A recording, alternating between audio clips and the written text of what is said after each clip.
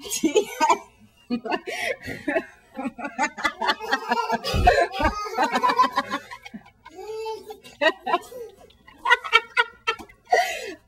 you can laugh at yourself. I'm sorry, but we're having a lot of candid moments from my son who's in a crib. Oh. Put that down. Give me. That's smart. This is Kathy. This is Diana. She's 20. She's 24, right? No, I'm joking. She's 24. Did you get to? Well, she's 25. By the time y'all see this, she'll be 25. We're the only two children from our mom, Mary Josette. And what else? Oh, I was diagnosed with HIV April 7th of 1999. I was diagnosed at 6 years old, but then found out till August 8th. What was 4 years ago? 2002. August 8th, 2002. So that's us.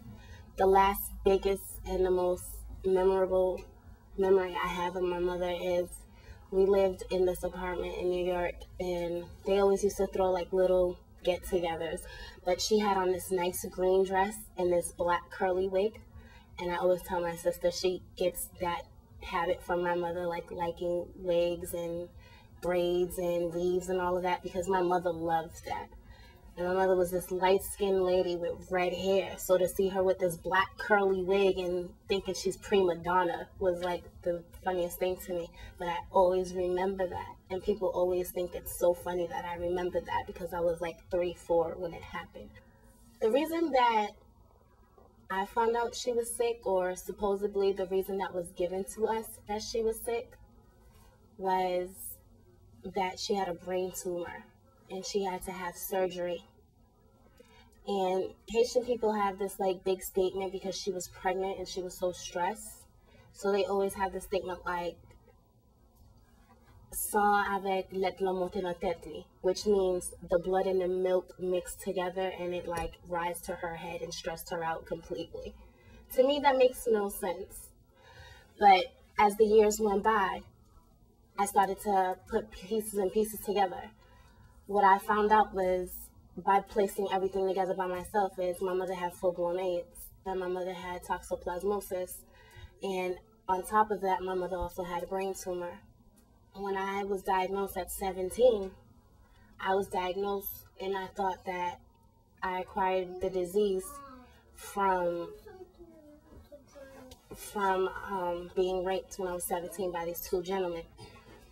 And it's finally been unveiled, and now people don't like the fact that I'm not willing to hide the fact that I'm HIV positive for anyone. In the Haitian culture, you don't talk about HIV.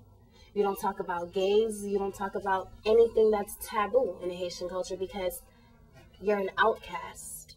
I'm willing and ready to tell because I feel that hiding it and keeping it a secret is the reason why all these people out here are not being educated, and everybody doesn't see it that way, and it's starting to be like this big keep it shut, okay, now you know, just leave it alone and just pack it up. No, I'm not packing it up.